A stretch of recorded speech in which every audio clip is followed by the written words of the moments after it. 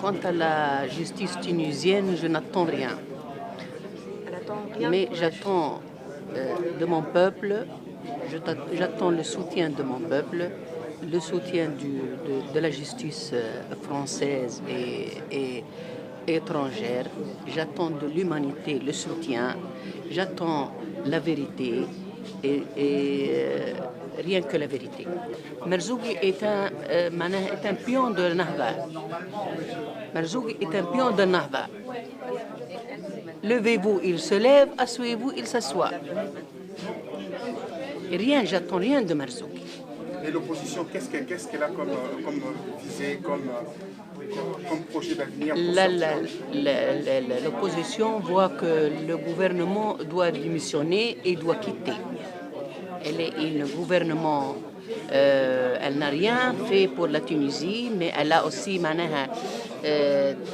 la Tunisie est couverte du sang, est couverte du terrorisme. Tout ça, c'est à cause de Merzougi, de Nahda et du Troïka. D'abord, moi, je déteste le terme victime. Donc, on subit, mais aussi on assume. C'est notre choix.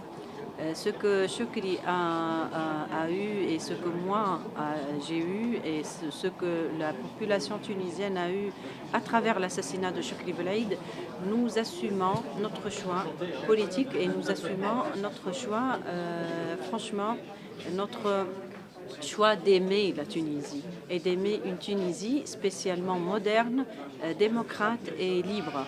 Donc une Tunisie d'équité sociale. Donc c'est un choix qu'on assume douloureusement, avec beaucoup de douleur, mais on assume et notre espoir justement, c'est le peuple, rien que le peuple. Politiquement, maintenant, la meilleure stratégie, c'est l'union de tous les partis qui ont une vision d'une société similaire, d'une société libre, d'une société démocrate, d'une société moderne. Et après, cette union, ça va nous permettre d'avancer vers la réalisation des objectifs de la révolution, à savoir le travail, la dignité et la liberté. Notre choix, c'est là maintenant sur la scène politique tunisienne, j'ai dit qu'il y a deux choix. C'est le dialogue qui avance avec beaucoup de difficultés parce que justement le parti Nada refuse de quitter, de laisser le pouvoir à un gouvernement technocrate pour aider le pays à aller vers des élections démocratiques et transparentes dans une atmosphère démocratique, parce que quand on parle quand on parle de terrorisme, quand on parle de violence physique, on ne peut pas parler de démocratie, on ne peut pas parler d'une volonté saine qui s'exprime dans les élections. Donc pour arriver aux élections saines, libres et transparentes, il faut qu'il y ait une atmosphère démocratique et ça, loin de terrorisme. Et ça ne peut se faire qu'après que ce gouvernement parte et laisse la place à un gouvernement, non pas un gouvernement de gauche, non pas un gouvernement de France de Salut. On ne demande pas maintenant qu'il y ait des représentants de notre idéologie ou de notre vision politique à nous, mais qu'il y ait des responsables neutres, tout à fait neutres des tendances des partis politiques, et non de tendances politiques, des partis politiques pour pouvoir aider à ce que le pays va vers des élections neutres. On n'a pas d'autre choix.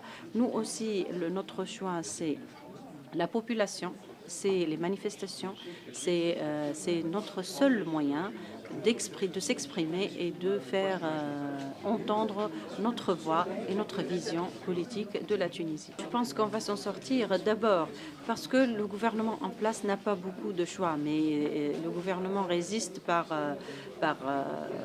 orgueil, je dirais. Ceux qui sont en place maintenant ne sont pas des hommes d'État, ne réagissent pas en tant qu'hommes d'État, et responsabilité politique et responsabilité d'État et responsabilité envers une population qui a des des attentes et ses obligations. Donc, ils n'ont pas beaucoup le choix parce qu'il n'y a plus de confiance. Il y a cette coupure de confiance, cassure de confiance entre le gouvernement et la population. Et ça s'est manifesté dans plusieurs occasions en Tunisie, à partir de l'assassinat de Chokri Belaïd, en arrivant à l'assassinat de Lebrami et après, pendant tout le sitting de Bardo. Donc, cette cassure existe bel et bien et on ne peut pas discuter de ça. Sauf que ce gouvernement, il résiste, comme j'ai dit, donc, mais il n'a pas le choix. Il doit partir. Il doit arrêter ça. Mais sinon, il y a aussi la résistance populaire, dont on compte énormément et on maintient énormément. Il y a aussi le troisième côté, c'est la résistance de l'organisme policier aussi en Tunisie, là où il y a, comme j'ai dit, il y a un conflit entre deux tendances, la tendance liée totalement à Nada qui veut juste appliquer les ordres de Nada et non pas des supérieurs professionnels.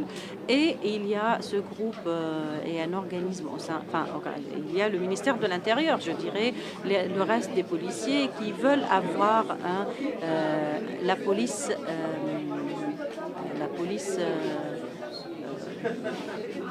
républicain, un police républicain qui ne fait que son devoir, qui applique la loi, qui ne soit lié à aucun pouvoir que la loi.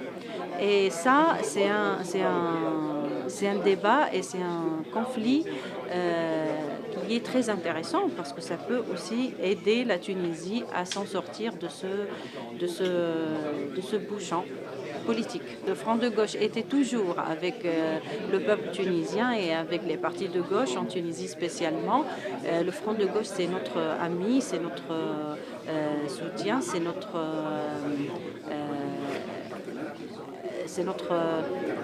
interlocuteur et notre image un peu en France. Donc, on se soutient mutuellement et maintenant, nous, on a besoin de son soutien.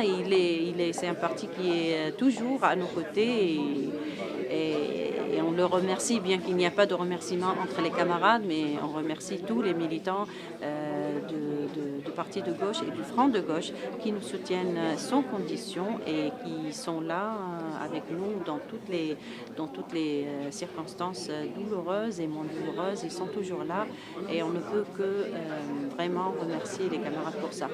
Merci.